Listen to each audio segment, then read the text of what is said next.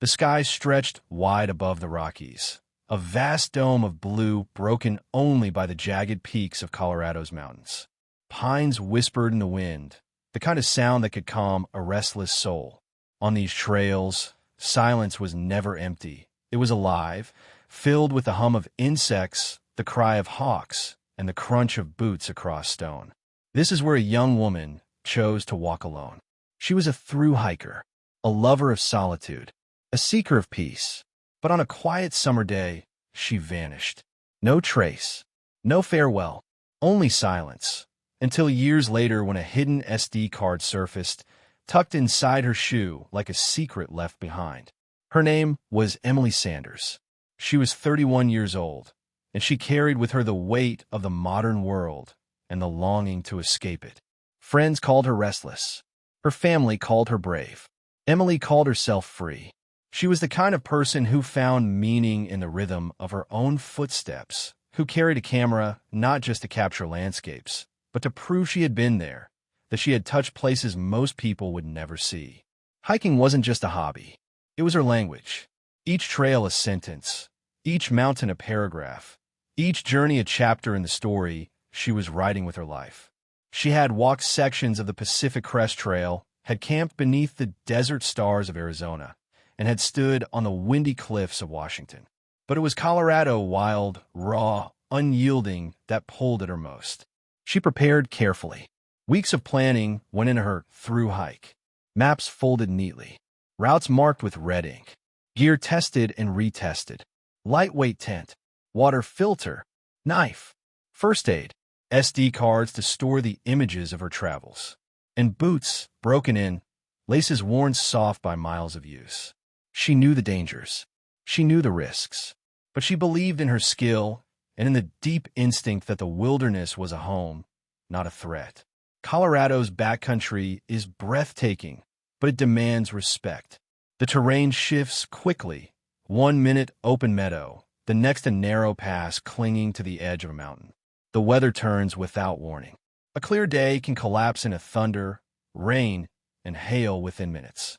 The air thins at altitude, stealing breath, testing endurance. Wild animals move unseen. Bears, mountain lions, coyotes. The land itself feels alive, and it watches those who dare to walk it. Emily wasn't reckless. She studied forecasts. She logged her route with a friend before she left. She carried extra layers, a stove, and a journal. Her camera was her closest companion. On every trail, she recorded the world in still frames, trees glowing with sunrise, waterfalls tumbling in silver threads, her own shadow cast long across the dirt. To her, the camera was proof of presence. "If I disappear out there," she once told a friend, "at least you'll know where I was." Those words echo now like prophecy. The day she set out, the trailhead was quiet. A ranger remembered seeing her check the straps of her pack, nod politely, and begin the long climb upward. She carried no music, no distraction, only the rhythm of boots and the pulse of her breath. She moved with confidence, as though she belonged to the land. Hours passed. The sun arched overhead. Other hikers crossed her path, each recalling the same thing. A woman alone, smiling, camera slung at her chest, offering a brief hello before continuing on. Nothing seemed strange. Nothing seemed out of place. And yet, when the days rolled forward, Emily never returned. The Colorado wilderness is beautiful, but it swallows mistakes. One wrong step on shale can mean a broken leg. One misjudged ridge can mean disorientation, miles off course. One sudden storm can trap a hiker without warning. The searchers who came later would learn how vast the land was, how impossible it was to cover every ridge, every canyon, every hollow where a body might rest unseen. But for Emily, those first steps into the wild were not filled with fear. They were filled with promise. Her journal, recovered later, carried entries about the joy of solitude, the relief of escaping noise, the strange comfort of hearing only her own footsteps. "Here," she wrote in one line, "I am finally myself." Emily's background helps explain why she sought this solitude. She grew up in a crowded city. Concrete and neon. Horns and engines. She had a desk job once, typing numbers into endless spreadsheets, clocking hours in an office that smelled of stale coffee. It was safe, predictable, and suffocating. She traded that life for the trail. First on weekends, then in weeks, until finally the trail became her real home, and the city was the only place she visited when money ran out. Her family was worried. Her mother feared mountain lions. Her father feared falls. But Emily assured them she was prepared. "I know the risks," she said, "but I'd rather face them than live in a cage." To her, every trail was worth the risk. She learned survival skills. She knew how to find water, how to build shelter, how to track the sun and stars when the compass failed. She was not careless. She was determined. That determination would one day blur the line between bravery and tragedy. The Colorado wilderness is full of stories like Emily's. Hikers lost to sudden snow, climbers vanished in storms, campers swept away by rivers that rose overnight. Each story reminds us that nature is not cruel, but indifferent. It gives beauty freely, but it demands respect. Emily respected it, but respect alone does not guarantee survival. As she moved deeper into the backcountry, the landscape shifted. Meadows gave way to forests thick with pine and aspen. Trails narrowed, rocks sharp beneath her boots. The air cooled, the sky darkened with clouds. Her camera caught it all, a sequence of images recovered later that showed her progression. Early shots of bright sunlight and wide smiles. Later shots of shadows stretching long across ridgelines. And then nothing. Those final images became her last testimony. Proof she had walked those trails. Proof she had been alive and joyful. Proof that the wilderness had embraced her. And then silence. When she failed to return, her friends raised the alarm. Rangers responded quickly. Search teams fanned out along the route she had logged. Helicopters flew low across valleys. Dogs barked, noses pressed to the dirt. Volunteers called her name until their voices cracked. They found a wrapper, a boot print, the imprint of her tent on flattened grass. But no Emily. The wilderness had closed around her. The day Emily disappeared began like any other on the trail.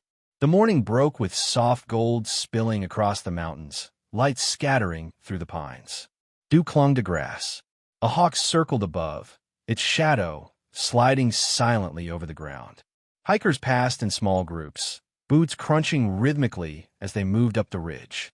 Among them, some remembered a woman walking alone. She smiled briefly, offered a small nod, and moved forward at her own pace. That woman was Emily Sanders. To the casual observer, nothing about her seemed out of place. She carried herself with ease. Her pack was properly adjusted, her clothing layered for the shifting weather. Her camera strap rested diagonally across her chest, the lens cap swinging as she walked. She looked comfortable, confident, and at home. But within hours, her trail would vanish. The last confirmed sighting came near a narrow pass, a place where the trail pinches tight between sheer rock on one side and a steep drop on the other. A couple descending the path recalled her clearly. She was standing still, looking out across the valley below, as though she were memorizing the view. They waved. She waved back. They assumed she would continue on behind them. But when they turned moments later, she was no longer there. It's a detail that haunts the record. Did she step off the trail? Did she move faster than expected, disappearing around a bend? Or did something happen in that small gap of time? Something quick, silent, and final? When Emily did not return to base camp that evening, the worry began. At first, it was subtle.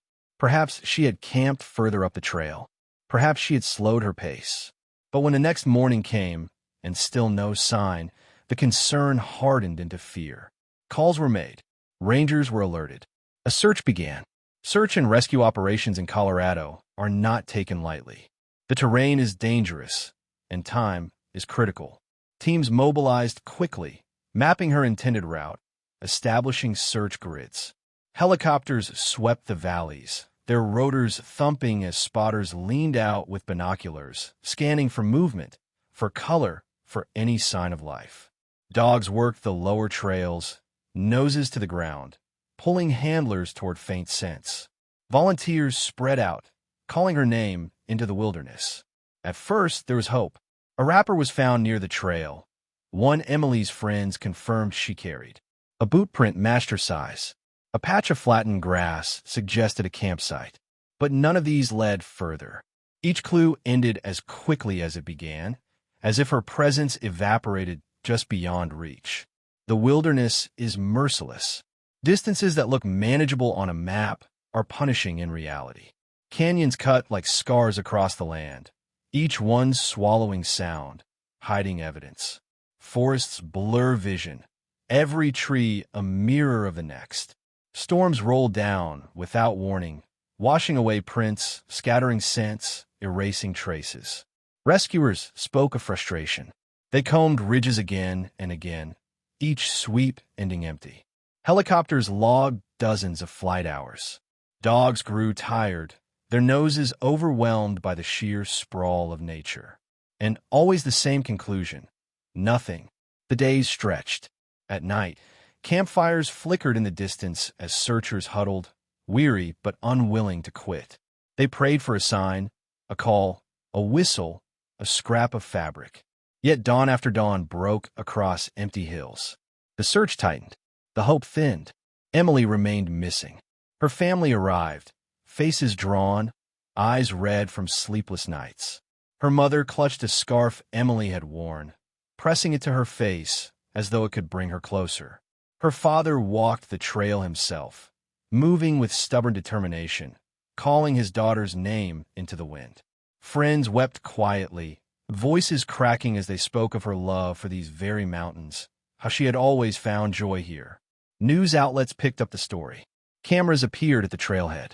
Reporters spoke of the missing hiker, of the vast searches, of the unforgiving landscape. Emily's photo spread across screens, a smiling woman with windswept hair, camera in hand, eyes bright with adventure. The world watched. The mountains gave no answers. Weeks passed. The search was scaled back. Officials admitted what families fear most. The chances of survival had dwindled. The terrain was too vast, the time too long.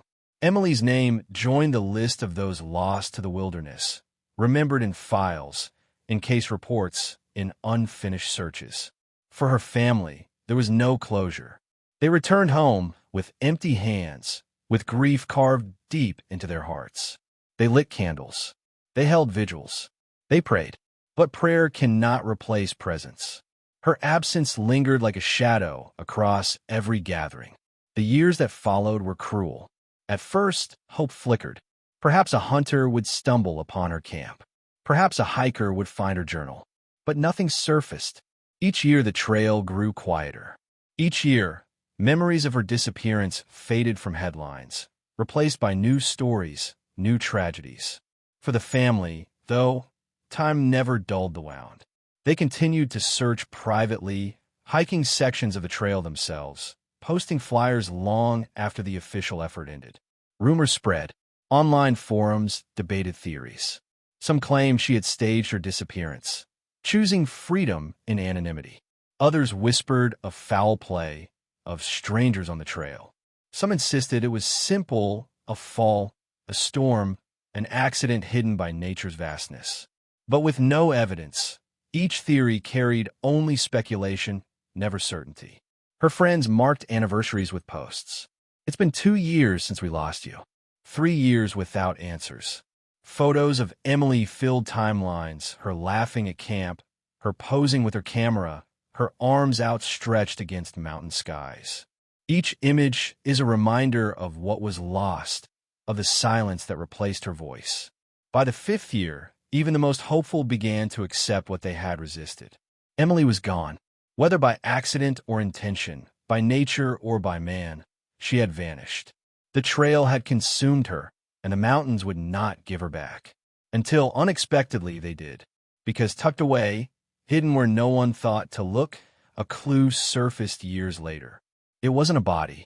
It wasn't a journal. It wasn't her camera. It was something smaller, stranger. An SD card, hidden in the insole of her boot. When it was discovered, the silence that had lasted for years shattered. This was not just a piece of plastic. It was a voice, a fragment of her last moments, a message from a vanished, delivered through time.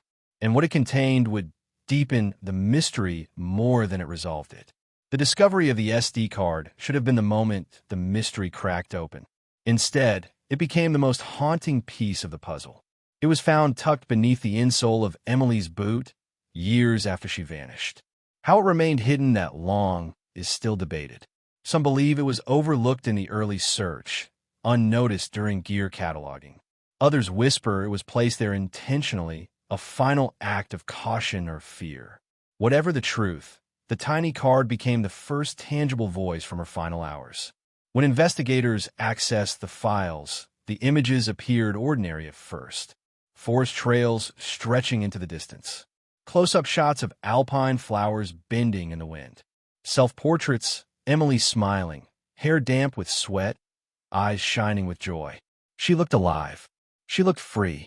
These were not the photos of someone ready to vanish. But as the sequence continued, unease grew. The landscapes darkened. Clouds rolled in. A ridge loomed sharp against the horizon. The final image was the most unsettling. Emily stood at the edge of a pass, her expression unreadable, her gaze focused just beyond the lens. Behind her, the light fractured, storm clouds gathering, shadows folding into the valley below. It was the last confirmed sight of her. After that, the card went silent. No more images, no video clips, no recorded audio beyond the ambient hum of wind and boots crunching gravel. It ended abruptly, as if someone or something had cut the story short. Theories multiplied. Some believed Emily hid the card intentionally, fearing someone was following her. By tucking it into her shoe, she may have hoped it would be found later, a hidden record of her last steps. Others saw it as routine, a backup card she kept safe, nothing more. But the timing unsettled many. Why had it stopped there, on that ridge in that storm? Why had her camera not captured what came next? Theories became obsessions. The accident theory remained strongest. Perhaps she slipped, tumbling down an unseen ravine. The storm may have masked her cries, washed away evidence, scattered her gear. It happens more often than people realize. In Colorado, dozens of hikers vanish each decade, their remains found years later by hunters or chance explorers. The land does not give up its secrets easily, but foul play cannot be ruled out. Trails are not as empty as they seem. Backpackers, drifters, even hunters cross paths unexpectedly. A lone woman hiking with expensive gear and a camera may have drawn unwanted attention. The SD card's sudden stop raised darker questions. Did someone silence her? Did she sense danger, hiding the card as insurance? Some entertained the possibility of self-disappearance. Emily had spoken often of solitude, of escaping society's cages. Could she have staged her vanishing, stepping off the trail to begin a new life elsewhere? Her family dismissed it, pointing to her love of photography, her deep ties to friends. She wouldn't just walk away, her mother said. Yet the wilderness is a place where reinvention is possible, is both a refuge and a void. Each theory leaves something unresolved. None explain the card fully. None close the case. And so the silence lingers. Emily's story is not unique. The Colorado wilderness has taken others. In 2015, a hiker named Joe Keller vanished while jogging on a trail near a Christian ranch. Searchers combed the area for weeks before his remains were discovered a year later in rough terrain only a mile from where he was last seen. In 2018, the disappearance of experienced hiker Chris Fowler on the Pacific Crest Trail sent shockwaves through the hiking community. His body has never been found. Each case echoes Emily's, ordinary days ending in unexplained silence. The mountains hold countless such stories. Some are solved, most are not. Together, they form a chilling reminder. The wilderness is beautiful, but it is not tame. It takes what it will, and sometimes it never returns what is lost. For Emily's family, the SD card brought both comfort and torment. Comfort in seeing her smile one last time, in knowing she was alive and joyful in those final hours. Torment in the abrupt ending, in the questions the images raise without answering. To this day, they hold vigils, speak her name, and hike her favorite trails. They keep searching, not for her body, but for peace. And so the story closes not with resolution, but with reflection. A woman walked into the Colorado wilderness, camera in hand, heart full of freedom. She vanished. Years later, a card surfaced, whispering fragments of her last hours. But the truth of what happened between the last photo and the silence remains hidden in those mountains. And now, I turn to you. What do you think happened to Emily Sanders? Was it an accident, foul play, or something stranger still? Did the SD card tell the story she meant it to? Or was it only a fragment of something much larger? Your voice matters. Share your thoughts in the comments below. Keep her story alive, because every unsolved disappearance deserves to be remembered. And sometimes, truth comes not from silence, but from those who refuse to forget. If you're captivated by this story, subscribe to Cold Crime Chronicles. Here, we uncover the coldest cases, the darkest mysteries, the stories left untold. Every view, every comment, every subscription helps bring light to the shadows of history. This was the story of Emily Sanders, the solo thru-hiker who vanished in Colorado. Her wagon of memories was an SD card, hidden in her shoe, left behind like a message for the world. She walked into the wilderness, and she never returned. The card told part of the story. You decide the rest.